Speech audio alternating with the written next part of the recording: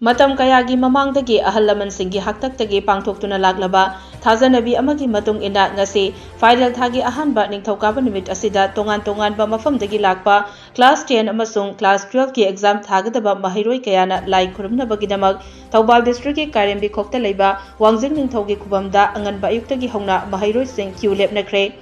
Anganba ayuk pung ahum lop tabadagi mahairoi singna mama mapa singa loinana amadi boarding da leiriba mahairoi singna makhoi gi oja singa loinaduna lakpana mina krek inaki lai committee gi maikai dagi su miyam adubu senana ba hotnabada amadi gari thampham gi semna ba hotnabada awaba amasu mayoknaki Ningthokaba numit khaktada thong hangba Kairembi khokta leiba Wangjing ningthogi laisang asida Manipur gi tongan ba mafamdagi miyoi kayana ningthokaba numit singda lai khurumba laknai Chahi kudingi oina class 10 amasung class 12 ki exam tharamdai matam asidadi mahairoi lising kayana lai khurumna ba hotnabada mi jinmanbana awaba ama mayoknei mahairoi sing amadi miyamna thajanaba amaga loinana chahi kudingi final tha hek changlakpaga tongan ba mafamdagi mahairoi singna laisang asida karaktuna lai khurum hongnaba hotnanai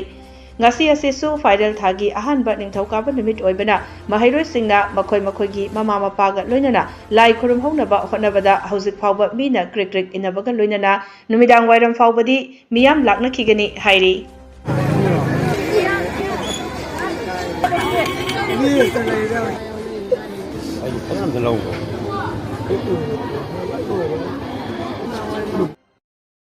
Wangjing ningthau lai committee ki secretary Thangjam Brajamohan Fongdorakpada lai gi khubam asi ahalaman singgi matamdagi senaduna lakpani lai gi khubam asida lakliba miyam asiga lairiba khubam amadi mandop sing khajiktang chanaba watli adubo hauzik mafam asi yamna kanna semgat saganaba hotnari mapung phana sembadi ngamdri hairaduna laisang asigi akoiba khajinba loire matam kharagi matungdadi matik chaba laisang ama haibadu oiba ngamnanaba hotnari haike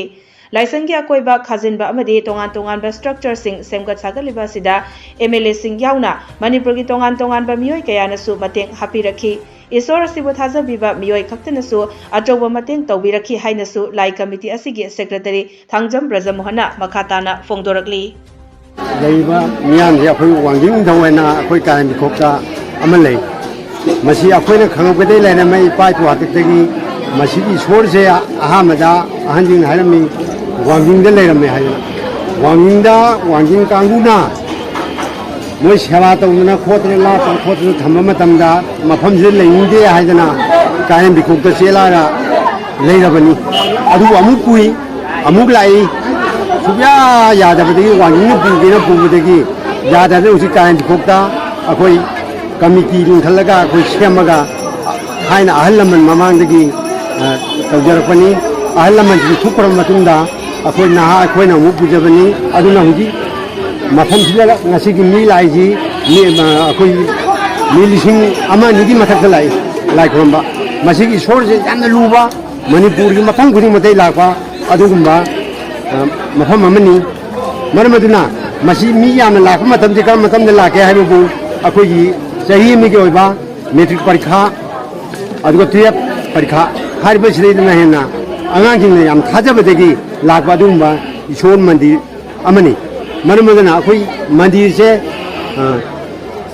sengkot sagatna uji yam kan honari uji akoi mapung phaba ngamdre uji yengbiyo uji leiba akoi gi matop se matik chade matam kharagi matungda akoi matik chana ma akoi kan honajari uji akoi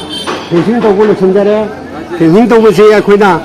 mafam khuni chacharaga akoi donation tawje Manipur mafam khuni da ayam chachai adu iroinana yam chaun happy ba donor kangu umsulei makhoi haibirami masigi sorjidi akoina matik chaba adugumba mafam amani habise khangidna mafam khuding degi ahlaman kaya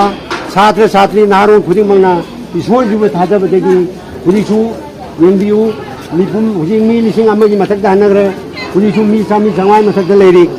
maramaduna isor je mafam khuni mote loi lei adubu Manipur gi praja miyamna thajabadegi hariba Kairembi khokta leiba Wangjing thawasibu masidi araiba lainate na arubani na haidana ma tau khuding bakse kanai khangbadegi huji mafam masida kurumba lakuna ꯂꯩꯖꯔꯤ